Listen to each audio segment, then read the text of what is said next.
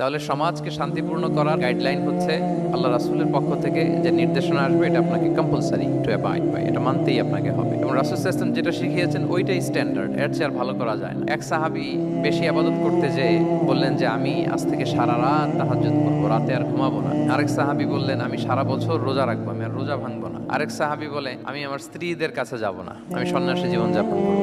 রাসূল সাল্লাল্লাহু আলাইহি ওয়াসাল্লাম শুনে অপছন্দ করলেন, বললেন তোমরা নাকি এমন এমন বলেছো, আমি তো বিশ্বনবী রাহমাতাল লিল আলামিন, আল্লাহর হাবিব, আমি তো কোনো দিন রোজা রাখি, আবার কোনো দিন রাখি না, সোম বৃহস্পতিবারে রাখি, অন্যান্য দিন তো রাখি না, আবার রাতে আমি ঘুমাই, আবার তাহাজ্জুদও করি, আবার আমি স্ত্রীদের সাথেও মেলামেশা করি। তো আমার এই ব্যালেন্স লাইফ লিড করেও তো আমি আল্লাহর শ্রেষ্ঠ হতে আমার কোনো সমস্যা হয় নাই, তোমাদের কি সমস্যা হলো?